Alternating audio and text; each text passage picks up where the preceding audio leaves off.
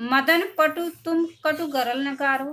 तो मदन माने कामदेव, पटु माने चतुर, तुम कटु, कटु माने कड़वा, गरल माने विष, गारो माने वर्षा ना करो। मुझे विकलता तुम्हें विफलता, ठहरो शर्म परिहारो। तो परिहारो माने बच्चों त्याग देना। नहीं भोगनी यह मैं कोई जो तुम जाल पसारो, बल हो तो सिंदूर बिंदु या हर नेत्र निहारो। हर नेत्र माने शिव जी का तीसरा नेत्र। रूप दर्प कंदर्प तुम्हें तो मेरे पति पर वारो।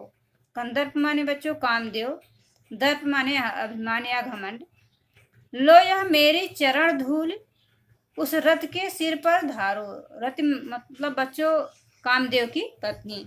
तो बच्चों प्रस्तुत गीत में वसंत ऋतु का सुहावना मौसम आ गया है। चारों ओर खिले हुए फूल अपने रंग रूप से अपूर्व मादकता बिखेर रहे हैं, परंतु बच्चों वहीं गृहिणी उर्मिला को वसंत ऋतु का यह सुहावना मौसम और फूलों का रंग रूप कष्टकारी प्रतीत हो रहा है। इस बात का वर्णन करते हुए उर्मिला के द्वारा कवि ने बताया है कि मुझे फूल मत मारो। तो बच्चों उर्मिला काम व्यथित होने पर कामदेव को संबोधित करते हुए कहती हैं कि हे कामदेव, तुम मुझे अपने पुष्प बाण से घायल मत करो। मैं अबला बाला वियोगिनी, कुछ तो दया विचारो। तो बच्चों उर्मिला कहती हैं कि एक तो मैं अबला हूँ, दूसरे मैं युवती हूँ, तीसरे मैं वियोगिनी हूँ, इसलिए मेरी इस दशा को देखकर तुम मेरे ऊपर कुछ दया करो। होकर मधु के मीत मदन पट तुम कटु गरल नगारो।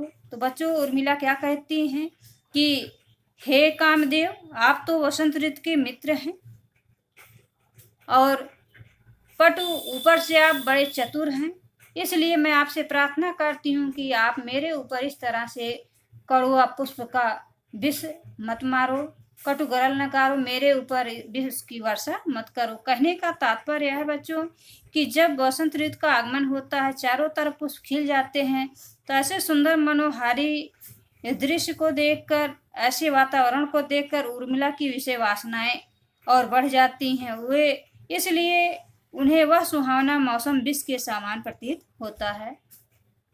तो मुझे विकलता तुम्हें विफलता, ठहरो शर्म परिहारो। तो उर्मिला कहती हैं कि हे कामदेव, आप मुझे विकलता, आप जो यह रूप सौंदर्य से आप चारों ओर इतना सुंदर प्राकृतिक वातावरण करके मुझे व्याकुल कर रहे हो, ठीक है, मैं व्याकुल हो रही, तुम्हें विफलता, लेकिन आप समझ रहे हैं कि मुझे आप विफल कर देंगे तो संभव नहीं है, आप मुझे विफल नहीं कर सकते। ठहरो शर्म फरियारो, इसलिए मैं कहती हूँ आप रुक जाओ और आप रुक कर अपने थकान को दूर करो। नहीं भोगनी यह मैं कोई जो तुम जाल पसारो।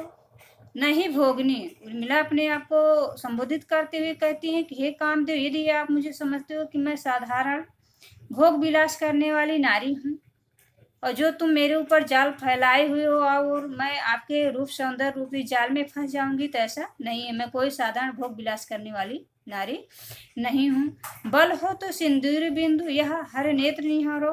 तो बच्चों पहले तो उर्मिला कामदेव से प्रार्थना करती है, लेकिन अंत में उर्मिला जो है क्रोधित हो जाती हैं। तो उर्मिला क्रोधित होकर कहती हैं कि बल हो तो सिंदूर बिंदु, यदि हे कामदेव आपके अंदर इतना शक्ति है तो आप मेरे शिव जी के नेत्र के समान सिंदूर की रेखा को देखो। या मेरे मांग में पड़ी हुई सिंदूर की रेखा जो है साधारण रेखा नहीं है, बल्कि शिव जी का तीसरा नेत्र है, क्योंकि शिव जी के तीसरे नेत्र के खुलने से ही कामदेव जो है भस्म हो गए थे। तो रूप दर्प कंदर्प तुम्हें तो मेरे पद पर वारो। अंत में उर्मिला कहती है, यदि आपको अपने रूप सौंदर्य पर बड़ा घमंड है तो ले जाकर मेरे पति अर्थात लक्ष्मण के चरणों में न्यौछावर कर दो, क्योंकि हे कामदेव आपके सामने मेरे पति मेरे नजरों में सबसे सुंदर हैं। लो यह मेरी चरण धूल उस रथ के सिर पर डालो।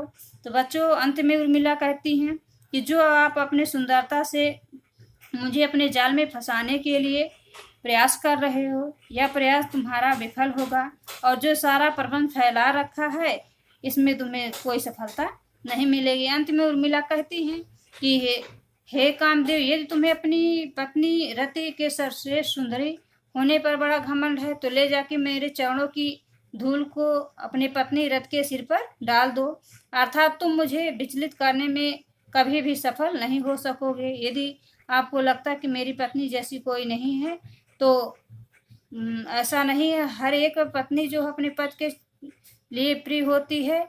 इसलिए उर्मिला कहती है, हे कामदेव, आप चाहे जितना मेरे साथ कोशिश कर लो या माया जाल फैला लो, मैं आपके माया जाल में फंसने वाली नहीं हूँ और आपको कभी भी सफलता नहीं मिलेगी। तो बच्चों, काव्य सौंदर्य देखिए। प्रस्तुत गीत में कामदेव द्वारा प्रताड़ित उर्मिला कामदेव से उसे ना सताने के लिए अनुनय विनय किया है।